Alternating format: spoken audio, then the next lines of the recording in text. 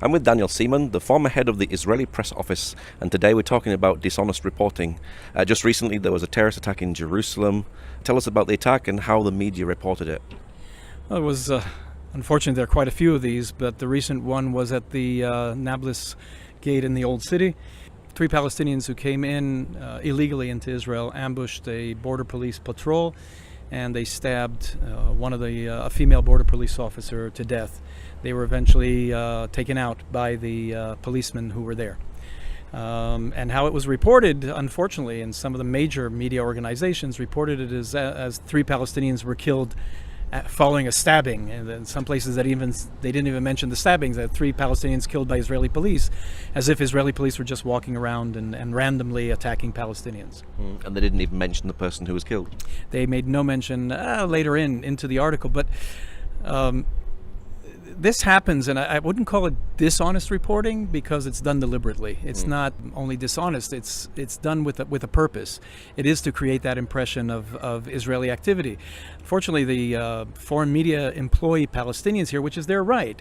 And when I was the director of the government press office, I raised this issue with them quite often, that as long as they don't hold their correspondents that they hire here to professional standards, they do what they want. They feel that they're part of the assault on Israel. Actually, I've had Palestinians say this, that they're not involved in the physical battle against Israel by throwing stones or attacking them, but they're using the media, part of the cognitive warfare conducted against Israel. So when you have them employed and they know what happened there, and they report back, and it goes to editors, in this case with the BBC, many of the editors are Arab or Muslims in England. They go along with this. And the initial thing, even if they make a correction afterwards, initially it puts Israel in a very bad light. And people are getting, by sheer volume of negativity, Israel is put in a negative light in this, despite that what happened had nothing. Israel was not only at fault, these were Israelis defending themselves. So do you feel this is a deliberate attempt to mislead the public? It's not only misleading the public. This is part of this whole phenomena of fake news. It's to create an impression of something that's not. It doesn't fit their narrative. And the narrative is very simple: Israel bad, Palestinians good, because the Palestinians supposedly are the underdog, not contemplating the fact that the Palestinians are part of a billion-strong Arab majority in the Middle East who don't accept Israel's existence here. And if we know just a short history, that 50 years ago they wanted to annihilate Israel, we successfully defended ourselves and therefore in control of these territories, which we have offered several times in return for a serious peace with the Arabs, to give these territories in return for a peace process or a peace treaty. They never responded positively to our offers. And so we continue to be in this, and the international media present Israel as being the occupier and therefore the negative force. And so if it doesn't fit the narrative, if the news itself of Palestinians assaulting Israelis, that doesn't fit their narrative because that puts them as the aggressor, then they shift it around in the headlines. They shift it around in the details, and that's fake news. Has the media done this many times before in other instances? They've done it, unfortunately, very often, very often. When I was director for a period of 10 years, you had this kind of thing happening very often. Again, as I said before, that they employ Palestinians and don't hold them to professional standards. You would expect an editor at the desk to, when they receive this, they're counting on them. Since it's happened so often, you would expect them to check before they put this out. That's why I'm saying that they do cooperate with them on this, because it puts Israel in a negative light, which serves their purpose of, or the narrative that they're trying to bring across. Do you feel that the media has an agenda? Unfortunately, quite a few of them do. When you have a leading news organization like the BBC, and this has happened before with AP, it's happened with Reuters, it's happened with CNN quite often, and when you do this once, you do this twice, you do it a third time, and you bring it to their attention, yet it continues to repeat itself, and they don't know enough to check it, then you kind of think that maybe there is an agenda here. But I also think there's something else. This will never happen with the Palestinian side. You'll never have this in an Arab country where there are these kind of mistakes, quote unquote, that is done because they know there are consequences for it. In a democratic society, then beyond criticism, they don't feel that there's any consequence. Now the public have more, unlike when I was the director, there was less social media, and therefore you had less of an ability of people to immediately correct them on these things. So at that time they would get away with it. They would make their apologies, but continue with it. Today they're immediately taken out by social media, by citizens who they're supposed to be representing. They're supposed to be providing accurate information to the average citizen. So now citizens know they're not doing that, and journalism is losing losing of its credibility because of that. They're causing damage to themselves. Who are the worst offenders? Worst offenders, well, first off, you have Al Jazeera, which was initially created to try to bring democracy to the Arab world. It was a wonderful notion. I believe democracy is brought not by elections. Elections, you can easily have elections anywhere. Democracy happens when there's freedom of religion, freedom of expression, freedom of press.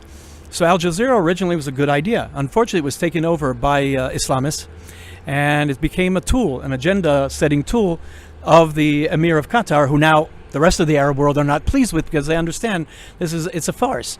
And Al Jazeera, which started out as something positive, today is a farce and it's the journalistic wing of radical Islam. So they are the worst offenders. But then you would expect the BBC, which was always a beacon of freedom and democracy and people behind the Soviet curtain in World War II, freedom-seeking peoples would turn to the BBC. And I had this discussion with some of the heads of the BBC once, like saying, you always had these expectations of the BBC, and they're failing miserably at this. And they know it. And they're not doing anything to amend it, so it's a shame that the BBC, which you do expect more of them, because they expect more of themselves, CNN are horrible at this. So there are AP and Reuters who are also standard bearers, and they don't, again, when you go to the editorial desk and they don't have caution when they're editing news coming out of the Middle East, I'm afraid that they're failing at their jobs. Do you feel there's a sense of subtle anti-Semitism here? I don't like using the word of anti-Semitism, but it's amazing when it happens only to Israel, and Israel's held to a different standard. Part of the criticism towards Israel is that we're the occupiers, ignoring completely the history and the content or the context in which things are occurring here, and yet they don't hold the Russians. The Russians are occupying territory. They don't hold the Chinese. They don't hold Turkey, who are occupying areas of Cyprus. They don't hold Morocco. There are other conflict areas in the world. Actually, there are about 80 areas of conflict which you can compare to what's going on here between Israel and the Arabs.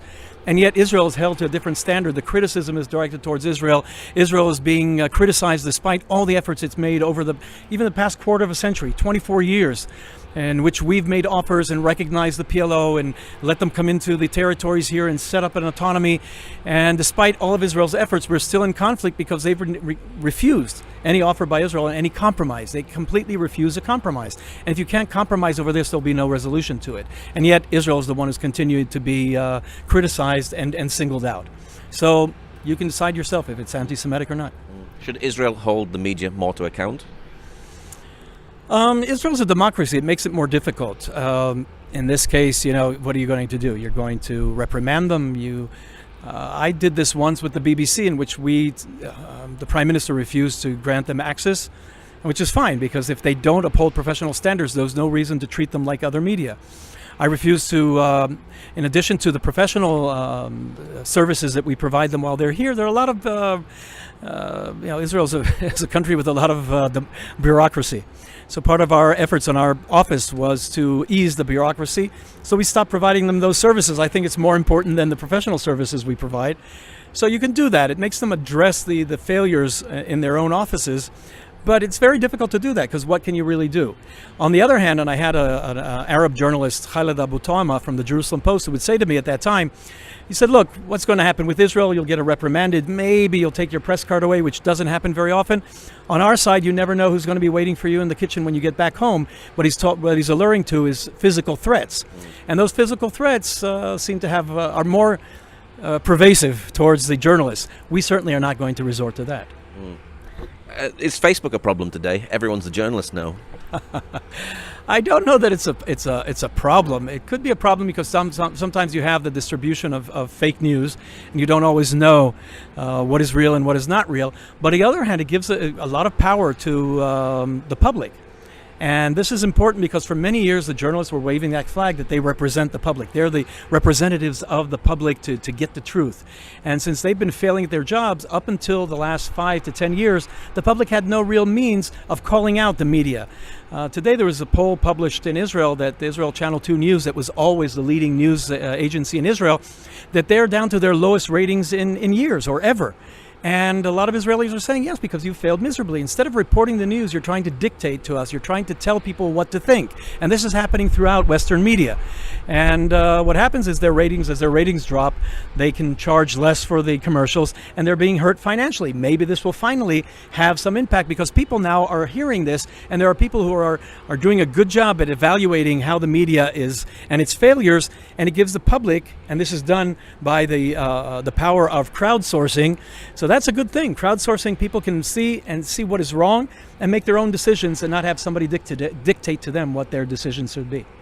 What's your hope for the media in the future? I do hope that they go back to doing what their role, and again, I don't want to generalize, because there are a lot of good journalists out there who uphold professional standards, who are what they're supposed to do is report the event, give both sides at times. If you're a reporter, if you're a commentator, fine. If you're a commentator, we know what your position is, you know where you're coming from.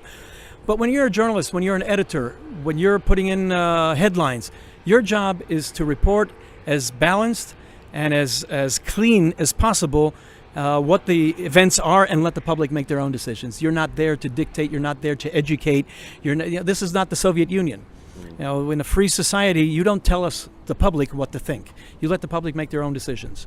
So if they go back to doing pure journalism and upholding professional standards, and every media organization has a code of conduct that they are supposed to hold their journalists to. So if they start doing that, I think it'll go back, and they'll regain the respect of the public. Okay, Daniel, thank you very much. My pleasure. Thank you.